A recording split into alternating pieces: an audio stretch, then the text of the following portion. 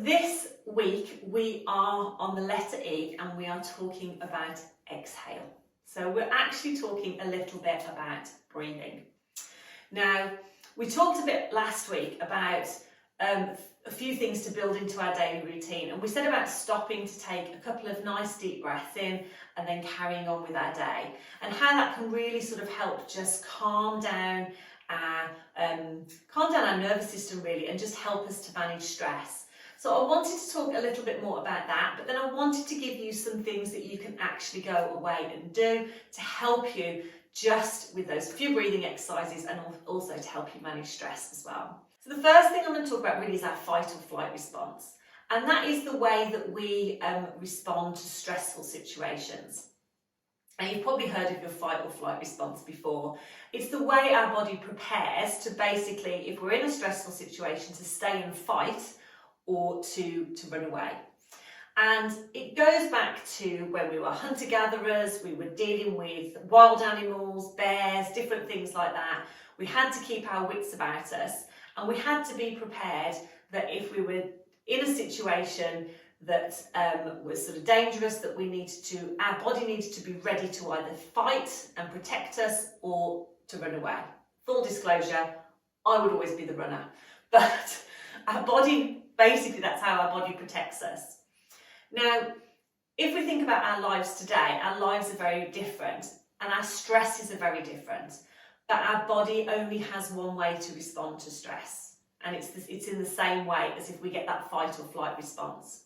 So what actually happens? So first thing is our heart rate increases, and we've probably all felt that, particularly in maybe really stressful situations. We tend to feel our heart sort of thumping in our chest. And that's so we can get the blood circulating around in our body, we can get it to where it needs to be, to those muscles, so we can fight or we can run. Our breathing rate can also change because we need more oxygen going around in our system.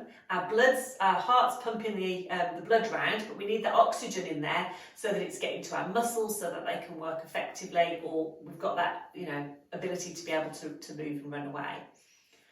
The other thing that sometimes happens is that we get muscle tension. So our muscles are primed and they're ready to go. So we get that sort of tension. And that's all well and good if we need to deal with a situation where we need to run away. But as I say, our stresses now are very different. So we might have the stress of lots of things to do, too many emails, balancing even our work-life balance, looking after kids, looking after work, looking after grandkids. It might be that we have major life events going on, like moving house, or there might be lots of different things that can cause us to feel stressed. And sometimes what happens is we don't notice that stress. It just bubbles away in the background. So we have a state of what we call like chronic stress that is just sort of bubbling away, particularly if we're dealing with stressful situations that are perhaps going on for a long time. And all those daily hassles, those everyday hassles that we all have to deal with. And what happens is we can get slight changes in our breathing. We can change the way we breathe. We tend to breathe more from up here rather than down into our tummy. And because all our blood is down in the base of the lungs, if we're breathing more from up here, we actually have to breathe more times in a minute to get the same level of oxygen circulating around. So that can be some of the reasons why our breathing rate changes as well. We can also start to feel tension around our neck and shoulders. We might get neck ache. We might feel our shoulders feel uncomfortable. Sometimes we can get headaches and things like that.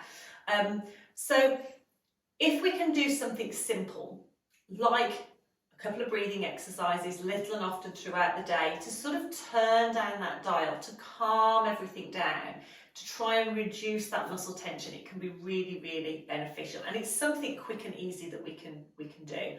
It's something that I found so beneficial myself, and I tend to do it. I will just stop, a couple of deep breaths, and it always just makes me feel that little bit better, and I feel, right, okay, I can get on with what I'm doing or what I need to do. Remembering is a difficult thing. Sometimes you forget to do it. And we don't do it, or we wait until we're really feeling tense or we've got a headache, or we feel that tension in our shoulders. So if we can get into the habit of maybe just building this into our everyday life, then actually it can be really, really beneficial. So what do we do?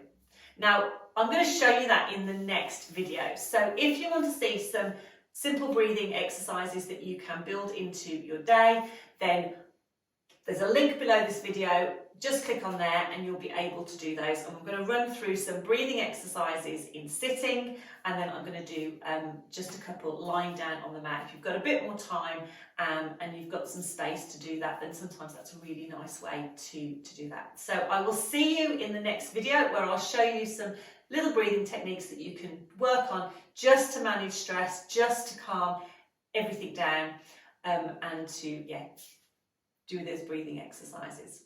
So thank you for joining me for this week, and I will see you next week when we are working on our flexibility, and I've got a short little mini class for you to have a go at.